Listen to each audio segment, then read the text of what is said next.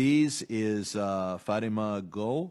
I've worked with her for so many years, along with her husband, Sufi Lagari, as they focus on human rights in Sindh. And I got a chance to meet her brother-in-law, who was then killed by forces yet unproven. And so we look forward to hearing about Pakistan and especially Sindh from Ms. Gull. Thank you, Chairman Engel, and members of the committee. Before I begin, let me thank you for inviting me to this important hearing on human rights in South Asia.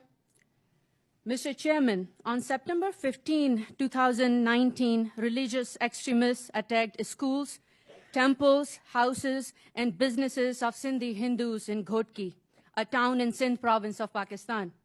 The attackers left chaos and terror across neighborhoods. These attacks were carried out on the pretext that a Sindhi Hindu professor, Notan Lal, had committed blasphemy. Despite lack of evidence, Lal was taken into police custody. These attacks, which lasted for over a week, were completely blacked out by Pakistani media. Since 1990, 70 people have been killed for blasphemy, and 40 people are currently serving life sentences and on death row. Mr. Chairman, religious persecution remains a silent feature of Pakistan. Hindus, Christians, Ahmadis, Shias, Zikri Baloch Muslims, and Hazaras are helpless victims at the hands of religious extremists who operate with government impunity. Mr. Chairman, Pakistan is the only country in the world which legislated against its own citizens. Mr. Chairman, based on eyewitnesses, Pakistani military supports terrorists who have carried out massacres of Hazaras. Today, the Hazara population hardly reaches 5 million, mostly concentrated in Quetta, Balochistan. For the last 4 years, Hazaras have been terrified to do even small, simple tasks like going to their jobs and sending their kids to school.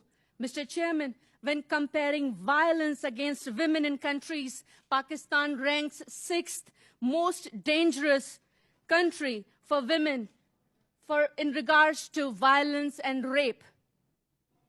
According to Human Rights Watch, child sexual abuse remains disturbingly common in Pakistan. 141 cases reported just in Lahore, Punjab, in the first half of 2018. According to the police reports, but none of the suspects had been convicted till today. I will also add, Mr. Chairman, that at least 77 girls and 79 boys were raped, according to the police reports, but none of the suspects had been arrested yet. According to the same report, 1,000 young Sindhi Hindu girls and 700 Christian girls have been abducted to convert them to Islam. Mr. Chairman, according to Sahil, an Islamabad-based organization, 3,832 cases of child abuse were reported in 2018. 33% rise seen in child sexual abuse cases. Mr. Chairman, the Pakistani government also commits a different kind of child abuse, mere criminal negligence. More than 800 Sindhi kids face a potential death after being infected with HIV. In July 2019, 10 members of US Congress wrote a letter to President Trump to raise this issue with Imran Khan. Since that letter, 25 more innocent Sindhi children have died with HIV.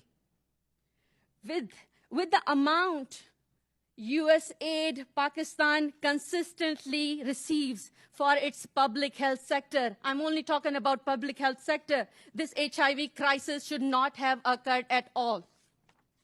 Mr. Chairman, in September 2019, Masood Shah, a Sindhi nationalist and only eyewitness in Irshad Ranjhani murder case, enforcedly disappeared just days before his court hearing.